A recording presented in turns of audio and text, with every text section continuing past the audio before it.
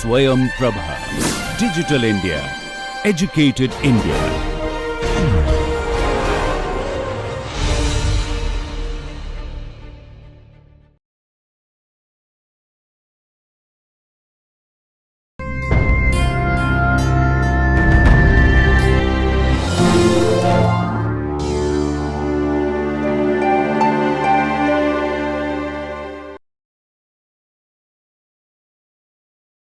Now what is happening?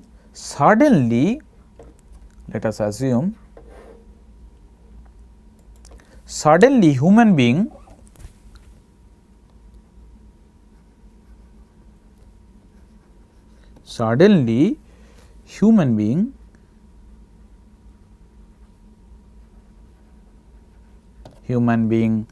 discovered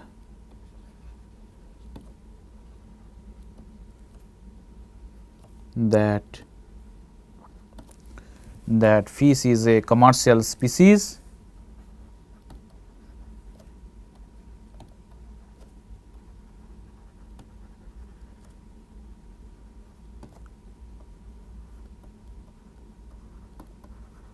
for its taste. Okay. So, obviously economics will coming, economics will enter into our discussion.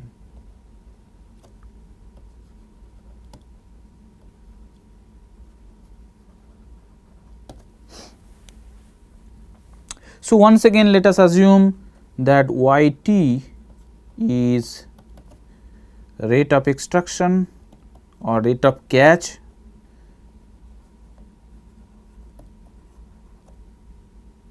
of fish,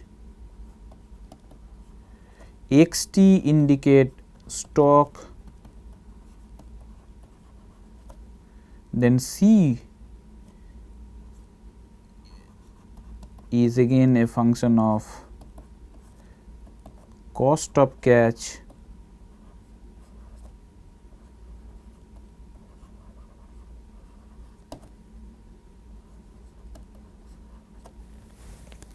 and then PT is the price of fish.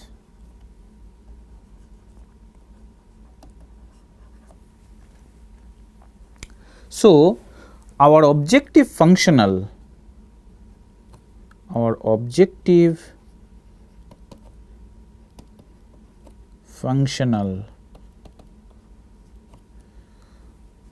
is maximize, what we are going to maximize, integration 0 to t again PT into IT, the revenue, PT into IT, okay, minus C of YT into XT, okay, and e to the power minus RT dt. The same objective functional in the non-renewable resource, but the constraint will change. Constraint will change as x dot t, that means rate of change of the stock is equals to g of xt growth minus harvest.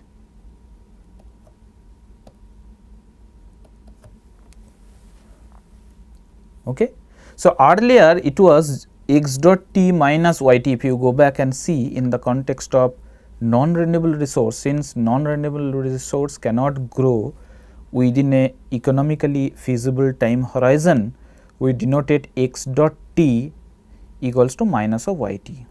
Here x dot t equals to g of x t minus y t. So, our control variable once again is y t.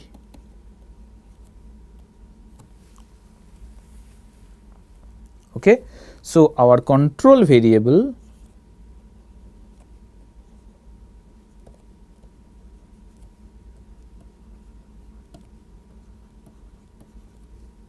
is yt here.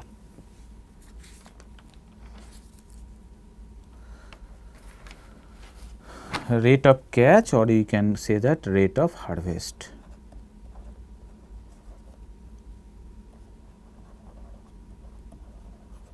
That is it. Okay.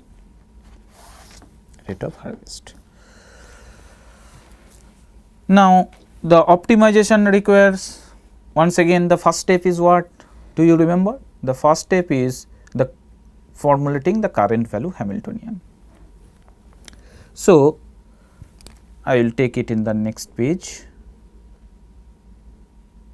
or let us say that the current value Hamiltonian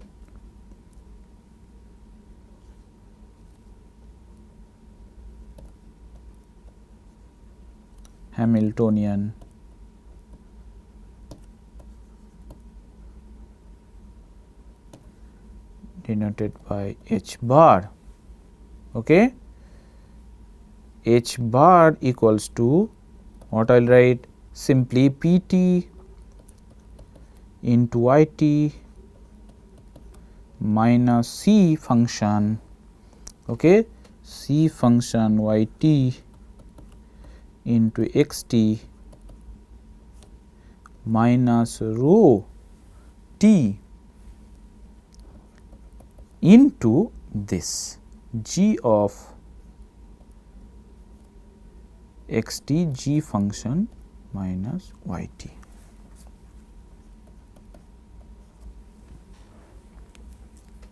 Okay. This is the current value Hamiltonian, and maximization or optimization require differentiating this function with respect to y t. Okay. Differentiating this function with respect to y t and set it equals to 0, that is coming from the first order condition, sorry. And this implies, if I differentiate the current value Hamiltonian with respect to rate of extraction, what I will get P t equals to C prime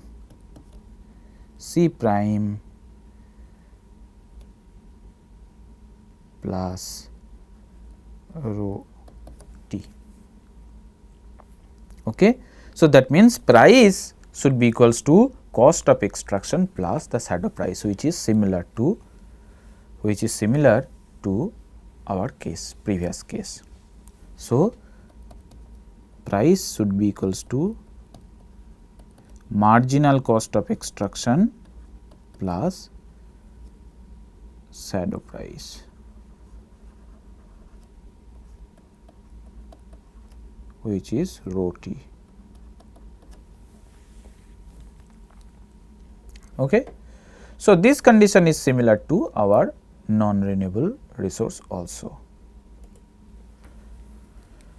Now, from the second step, what we need to do is basically differentiating the Hamiltonian with respect to x t and set it equals to 0. Okay. Sorry, this is the second order condition is coming from this actually, that second order condition, from second order condition we need to differentiate this function with respect to delta x t. So, this is basically how I am deriving the second order necessary condition, and this is equals to if we differentiate the h function with respect to x t, then what I will get, x is here on the cost function. So, I will get delta c delta x t, okay, and I have x in the growth function also, minus rho t into delta g delta x t. Okay. So, from here what I can say that minus of this equals to delta x t equals to minus of delta c delta x t minus or sorry plus of rho t into del g del x t, okay, del x t.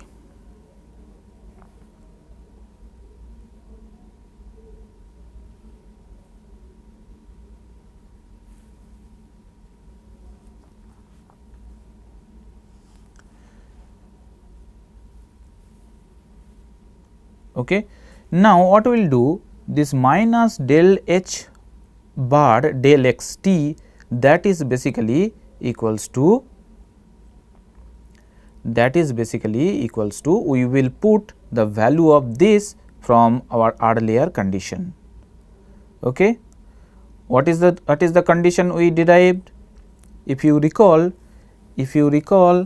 from earlier condition, what we get, that rho t, this is let us say equation 1,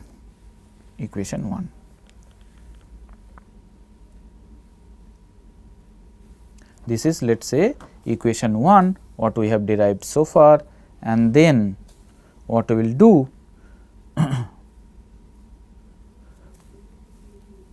previously we got one condition rho dot t, if you recall, rho dot t equals to r into rho t minus del h bar del x t. This is one condition which we derived earlier, this condition.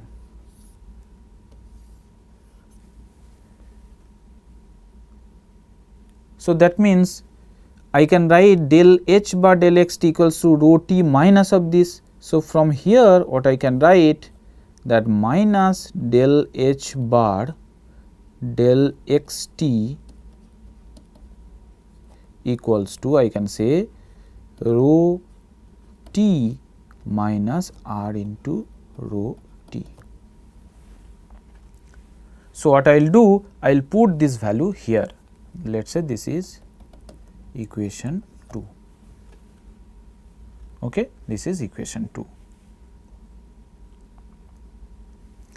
So, from equation 2, 1 and 2, what I can write, that rho dot t minus r into rho t equals to minus del c del x t plus rho t into del g del x t. Okay. Or what we can write, that is that this r into rho t will take other side, and then we will say that rho dot t plus del c dot del x t minus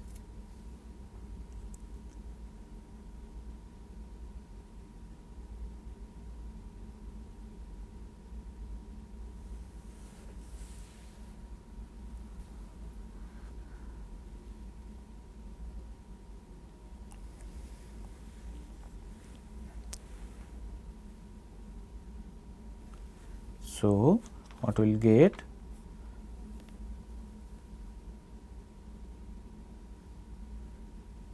minus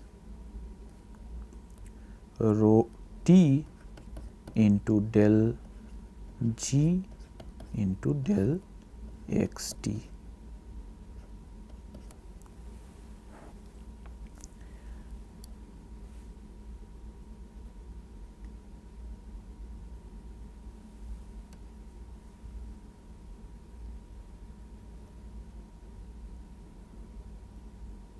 So, this is this is, let us say, we are calling equation 3.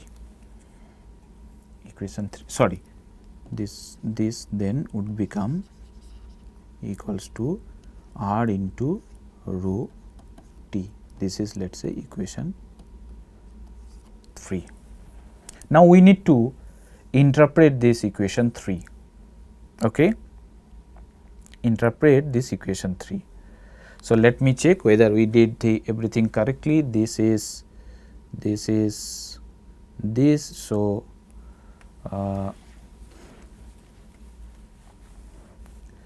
this should be equals to minus of this.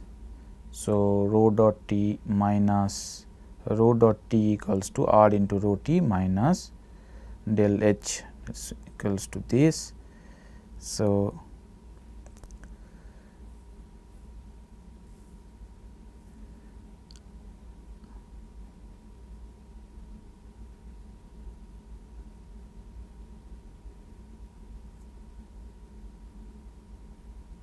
sorry, this is plus actually, this is plus.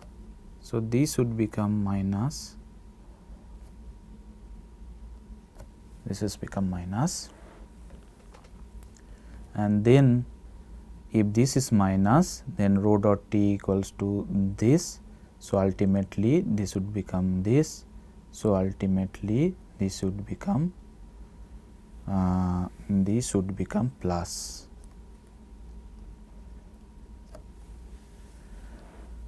Okay. Now, in this equation 3, basically again like the non-renewable resource case, in this case equation 3 indicates total benefit of preserving the renewable resource. So, equation 3 indicates equation 3 indicates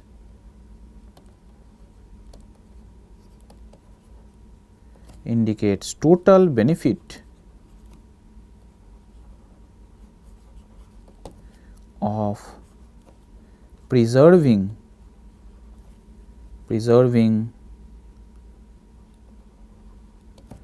the resource, renewable resource,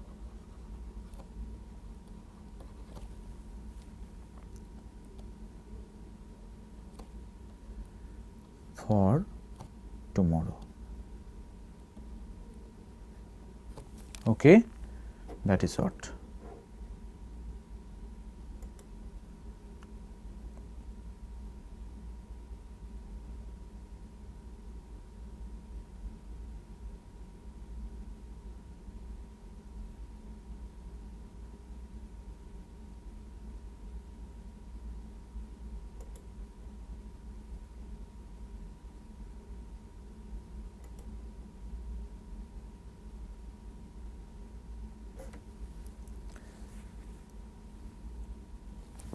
All right, this is what we say.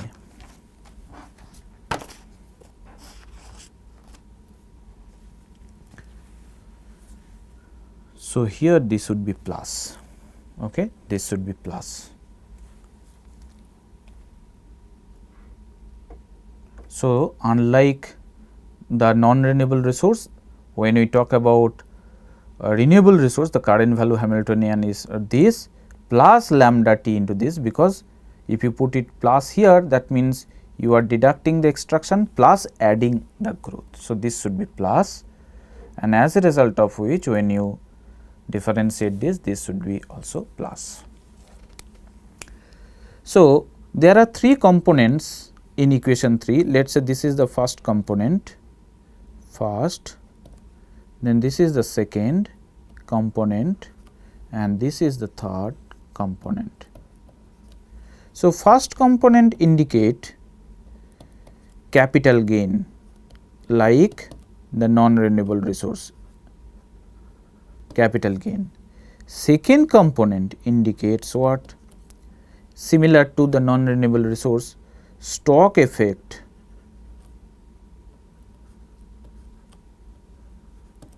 on cost of extraction, on marginal cost of extraction, or let us say on cost of extraction.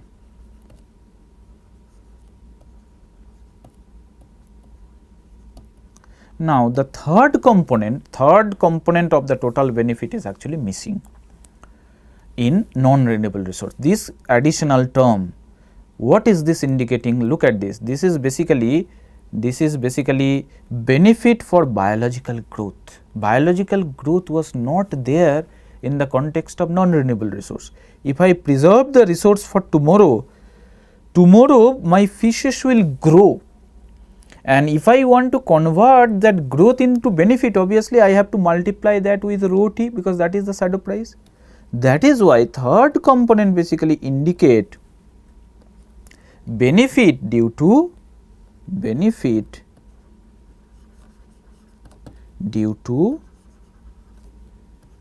biological growth,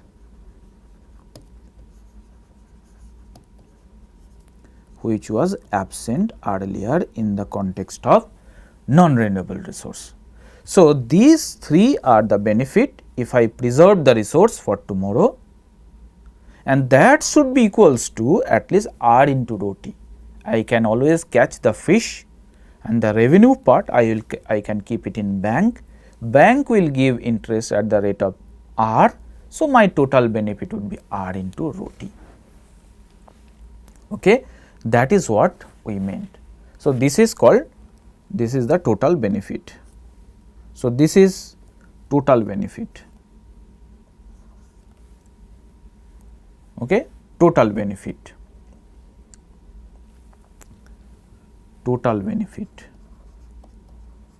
from preserving the resource.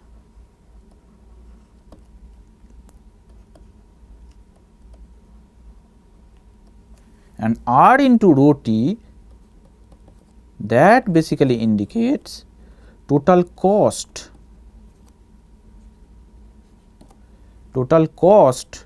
of preserving the resource for tomorrow.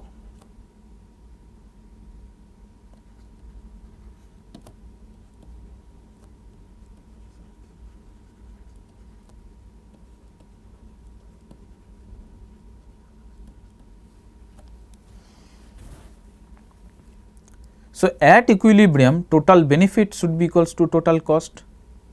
That is why this equation says total benefit of preserving 1 unit of renewable resource should be equals to total cost of preserving the resource at equilibrium. So, when these two things are equal, then we will say that we are on the optimum path of extraction. Okay, right, optimum path of extraction. So, at steady state, so if there is no radical change in demand and cost condition,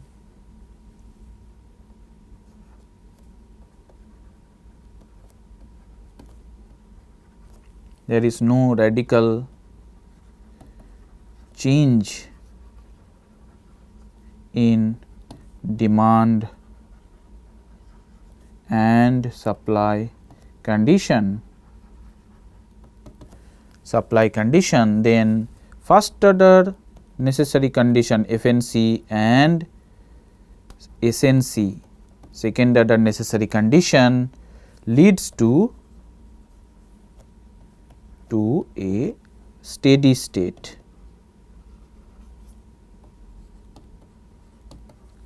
Steady state situation where